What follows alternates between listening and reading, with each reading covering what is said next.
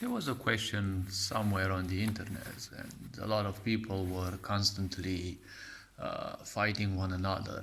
See, the question was very simple: which is the most powerful and complex weapon? And everyone was saying that, some helicopter, some nuclear bomb, neutron bombs, and the such. Um, my answer was very innocent, I may say, and I said the strongest weapon in the world and equally the most complex one is love. Because, see, this may sound a bit too philosophical, and everyone may say, well, you can love everyone, but they can simply shoot you and kill you. See, the very simple point about love is just a vibration. It is something that you live by, you live within. You don't do it, you are love, okay? You're not doing love. If you're doing love, it's only attachments. Love has obviously multiple layers of existence and acceptance and the such, right? It is exactly like ignorance. There are thousands of layers and levels of it, so therefore, you know, as you break through those, the more you break through ignorance, the more loving and compassionate you become. In most situations, people don't love you specifically, they just love your presence, your vibe, and the such, which typically means you are somewhat vibrationally superior. This doesn't have to prove as you being necessarily superior to them, it is just that you are a bit more pleasant than them. Now, to move even further, people ask why is it that love is so complex? I say, see, because love is such complex because it is based, or at least it can be perceived through emotion, right? You're learning everything about military science, you're doing all sorts of mass distraction weapons and the such, and mass destruction weapons, right? Not only weapons to simply retardize and mentally neuter the masses. You're also doing things like, mass destruction weapons. You know everything about those, but you don't know how let's say, how your heart fucking functions. You don't know how your brain fucking functions, right? You don't know what love is. All the many cultures in the world have hundreds of words for that. They classify it. It just shows how idiot and simple minded most humans are, because this is one other truth that people will always run away from. When they don't know something, they will create meaning for it because that is how they feel. They will fill in the void of not being capable of understanding something. You don't need 100 words for love. There is only one single word, and it is fully irrelevant. You either live through it and, tend to become somewhat of a pantheist, which is, pantheism is one of my deep cores, or you simply, struggle with the mind, with lack of patience, and you're technically easily a slave of this sick society, right? Because when you're a slave of meaning, everything is tempting to you because, being a slave of something means you will have at least a miserable life to a certain extent. And having a miserable life means, it will usually go downwards only. So you will need a lot of distractions and the such to try to make your life somewhat better. Now, if we are to move a bit further, why do I say love is so complex? The most complex. Because no one seems to understand how it functions. Everyone knows things about science, even if science nowadays is only built and it has been designed for decades to simply fit the agendas that were going to come nowadays. And they are coupled with people being made dum-dums and primitivized mentally, emotionally, and psychologically, incentivized so that when they are programmed to accept something, they will accept it as machines and they will police everyone else who thinks otherwise, right? And, this is using people's misery against themselves, right? Especially those people who gladly embrace their prison of the mind, emotion, and psyche. See, when you're telling me that your primitive weapons of physicality are the most powerful, they may cause a lot of damage, obviously, but you're forgetting one thing. Love exists in the whole universe. It is a vibration that the universe created. You're not obliged to live within it, but it is such a strong weapon that, they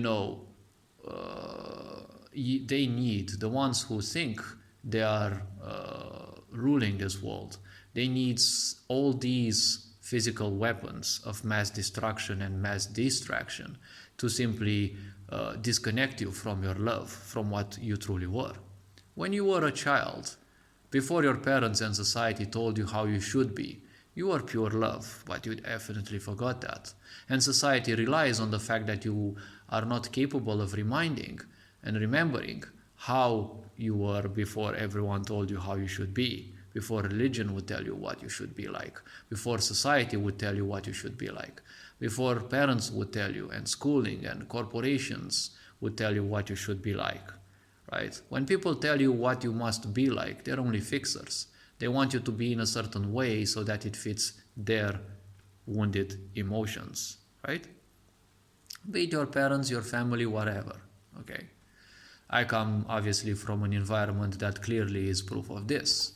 Not only my family, but the entire societal structure that I live in. Now, if we go a bit further, see, every weapon of physicality has been found a counter throughout time.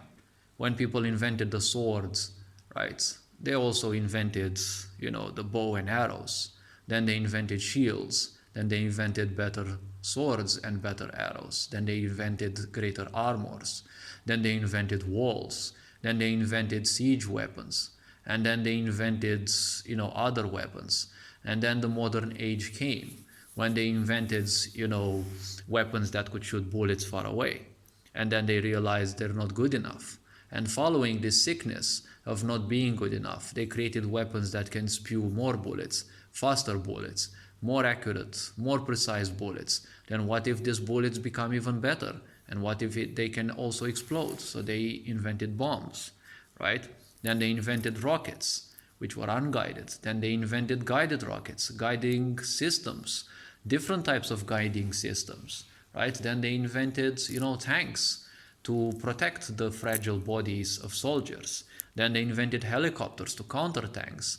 And they invented things against helicopters and against tanks and all sorts of, counterings and counterings and counterings.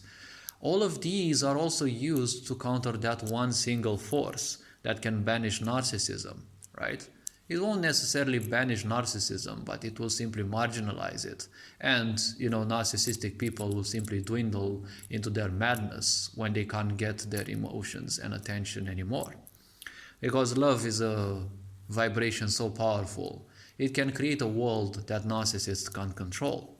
It only needs you to be, not to do.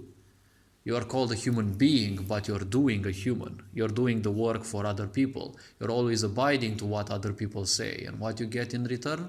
You get abandonment. Because people, they always have time for you when you're doing things for them. But at times, or in most situations, they don't even have time for you when you're doing things for them. And when it comes for them to do something for you, it's like, crickets, and you can barely listen to them, can barely hear them. Where are they, right? They're teaching you, don't give, don't take, but everyone takes. You're giving to everyone, even when you don't have, but everyone is taking, right? When it's your time to receive, again, crickets, right? So this is the kind of worlds that you're living in. Slaves that are doing nothing, well, they will be met with their perishment. No religion in the world will ever save these fuckers because, well, they deem themselves irrelevant and their actions reflect that. When you deem yourself irrelevant, there are psychopathic people in this world, who clinically want to kill humanity, slowly and surely as they enjoy it. And they want to also make it legally. They wanted to do so through the pandemic. And they're always making everything that is a downside of you, a downward spiral, everything that represents hatred and, everything that creates dissension, right? And separation. They're making a circus out of it, right? When a lot of people get delusional, now they're making fun of it, right? They're even writing songs through their pseudo-artists, right? They're calling it Delulu and the such, right? It's quite a cutesy word, but, a sick society can make a circus out of everything. But stay away from that circus, because that circus is all about you. Instead of the potential that you can become, you're just a laughing stock. If this is what you wish, if this is what you welcome, well, you shall receive what you ask for. Hopefully this video raised a bit of awareness. You are appreciated. Take care. And this being said, Ferinjan Board signing out.